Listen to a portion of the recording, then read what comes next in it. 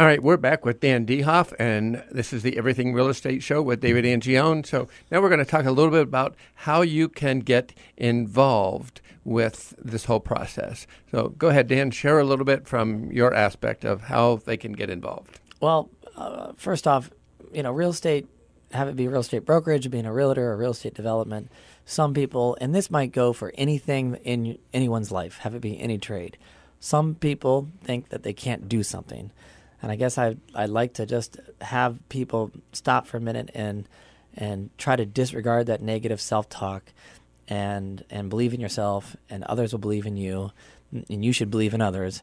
And collectively, we can do some great things. Have it be help someone with a problem, have it, someone with a real estate need, or someone who's maybe in a crisis with their lender, or even in land development. If someone says, "Hey, I want to get involved," come see us.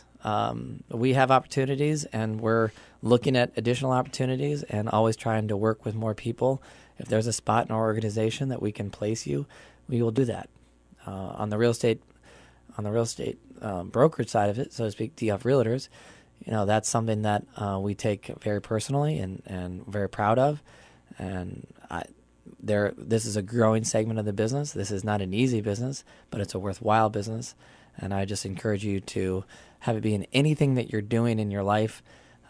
Do it. If there's something that you want to write a book, write a book. If you want to be a teacher, be a teacher. If you want to help people in real estate, do it one way or another. And, when I think about getting involved and as a realtor and you as a developer, there's no wrong idea. Okay, you can come to myself or to Dan and say, look, I want a diagonal kitchen or whatever and all that, and I want to do this and that and the other thing. Those aren't wrong ideas. They need to be talked about. It may or may not be possible, but we don't know what you want until you tell us. We don't know where you are dollar-wise or any of those things, what your needs are. So and that's how I see involvement.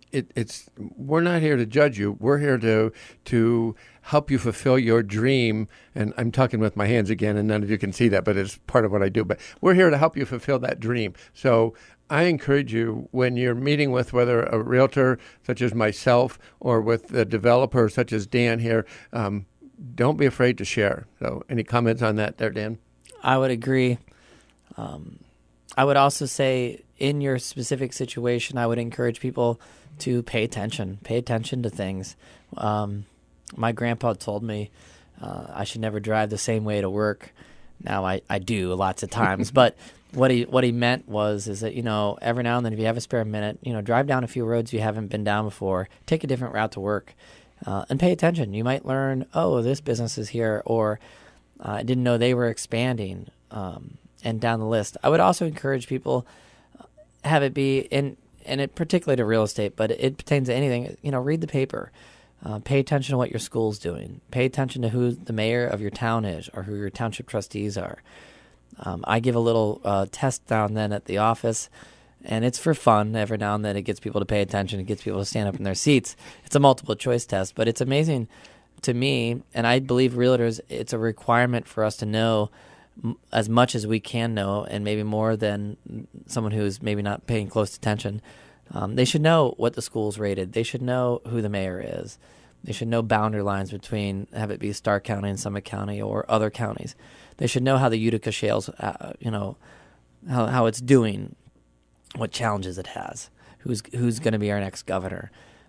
And so I would encourage anybody out there in any field, just pay attention, and it will, my wife, for example, she says, I don't think I need to know who the mayor is. I'm like, well, you might not today, but, you might need to call on him at some point. So there are people who are in elected office, people who are in government are here to help us, either by election or they're either appointed. So I would just say, just try to pay attention in anything you're doing. Yep. And that's so true. And again, you want to have your input, and if you don't know what's going on, then you don't have any input on there. And it's so easy, in like schools, you don't know how to find out what your school is. I know as a realtor and as the real estate company there, we can point you in the right direction to get you into those things. So, Dan, in your developments, what are you seeing as being something that's that people are looking for? What do they want when you go into one of your developments now? What is it that people are asking for? Like your residential development, what is it that they are looking for? Well, generally a smooth experience. Everybody who is doing anything in a transition period wants a smooth experience. So we try to deliver a very transparent, smooth experience. Like people give earnest money deposits. You guys might know of those.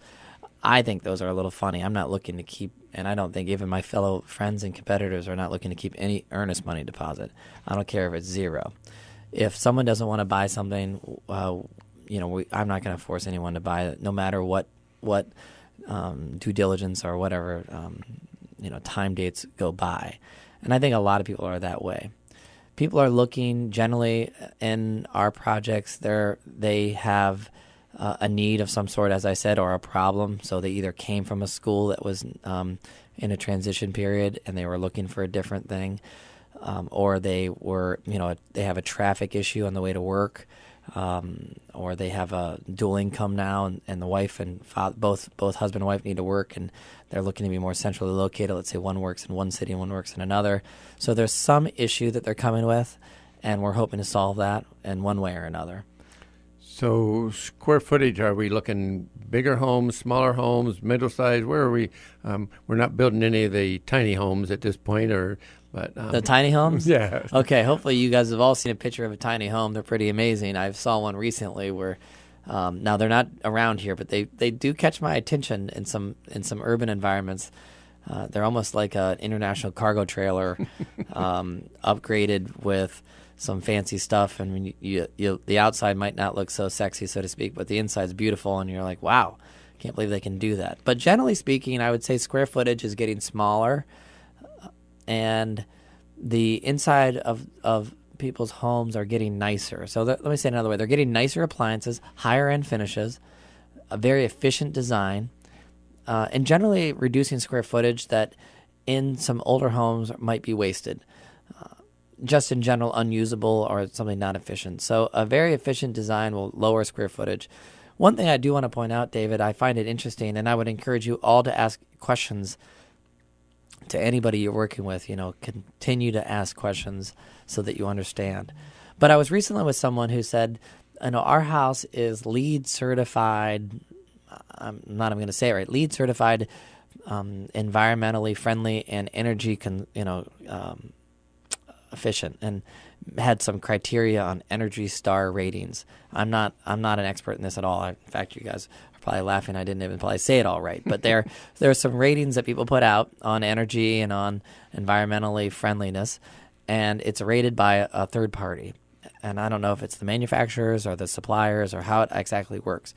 But I was recently with a builder who said his building, his house, meets these standards. So I said, what's that really mean? And he said, what do you mean? I said, well, like in dollars and cents. Well, it's more expensive for the customer. I'm like, no, for the savings for the individual annually. And they quoted me what they spend on gas and electricity, gas to heat, electricity to air conditioning. And I was amazed. It was like $1,500 or $1,400 for the year, including both of them. And so I didn't believe it. So I had to go in and actually talk to the customer that was there, and she said it's less than that. And the best way to describe some of the new homes today, Dave, is what's the high-end cooler? They make coolers. Oh, yeah, I'm not sure on that. I can't answer. Sorry on that one, Dan. But a high-end cooler. That's going to keep your ice cold for 3 days is going to be is similar to what these houses are today. The Yeti or whatever. Yeti, that's the it. Yeti, yes. The Yeti cooler is what these homes are like. So in the winter, they hold their heat inside, and in the summer, they keep it cold. Okay, cool. Well, and that's good to know. And those are things that, again, just by asking those questions, you found out the answers, and you found out, in the beginning, it's going to be a little more expensive for me, but in the long run, I'm going to be cutting my expense and the impact on the environment. And a lot of us are very concerned about that impact, and that's a good thing to be. So now, as far as like recreation, when you're into a development, is there something specific that people are looking for there, or? Oh, it's a good question. People want to be near walking trails. Okay.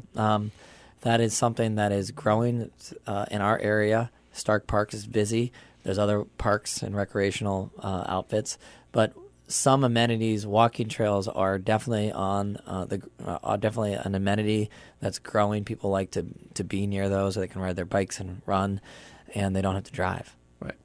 I know we have DHOF has a couple of developments here in the area that are actually connected not only with the walking path through their development, but it actually connects to some of the ones there at Stark Parks, and that's a good thing. So, and people do like that.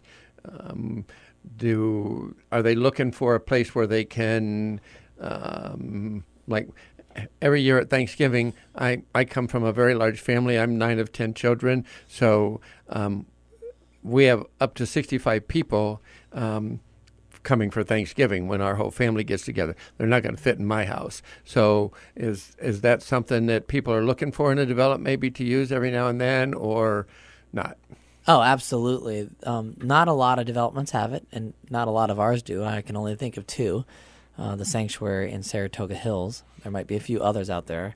But if someone who has a big Thanksgiving is using the community center, I'm not sure exactly how it's working because it's not available to everybody on Thanksgiving. Right. But I have recently attended some Thanksgiving dinners myself in Salem, Ohio, where my wife's from. And we borrowed the local community center there in their condo development for our Thanksgiving. And it technically was like 3 days before Thanksgiving, so maybe they have it scattered. Right. But I think that the houses they could never have that Thanksgiving dinner in their home because they're downsizing. But there's other amenities in the development that can accommodate it. And that makes it really nice. Again, you don't have to travel. You don't have to get in your car and drive. You can be right there. Your family can come to you. You can do all that. So those are a real plus. I know, like the Sanctuary, I know they have it, and I've been in that building before at some of our meetings when we were there, and I find that a real asset. Again, with 65 people, it's never going to fit in my home. So, Dave, I feel I should ask you a question. Yes. Well, Dave, do you think it's a buyer's market or a seller's market? I think we're in a seller's market at this point. I do too. I would agree. And you know what? It's Christmas time, and Dan, you can and holidays and everything. And I'm on Facebook as Stark County's Bald Realtor for you, and you'll see my little elf picture there saying to get the jump. And I think this is a really good time to put your home on the market. And whether you're buying or selling, you don't have that competition so much right now. So if you are contemplating that, it's something that you may want to think about. Do you have any comments on that, Dan? We have a few, about 20 minutes or 20 seconds here left. So yes, I would say with activity during the holidays, a lot of people are changing jobs, ironically. And even though it's cold and there's snow, people think it's not a good time to sell their home. And I would generally agree it's not the funnest time to sell your home because you have to deal with the weather. It might not present as nice as it does in the summer, but you cannot ignore that the market conditions where people are moving on to their jobs or starting new jobs is going to create the need for inventory to be available and product to sell. Exactly. And you got people coming to visit that may have that in the back of their mind that maybe I want to move here to Ohio. So it's a good time. Again, I thank you guys for tuning in. This is David Angione along with Dan DeHoff from DeHoff Development. Thank you, Dave. And this is the Everything Real Estate Show. So we'll look to hear from you next week. And I want to do, and I forgot to do this before, but I met a young lady at our Christmas party the other day, and her name is Kelly. I promised her that I would give her a shout out. So hello, Hi, Kelly. Thank you for tuning in. Bye.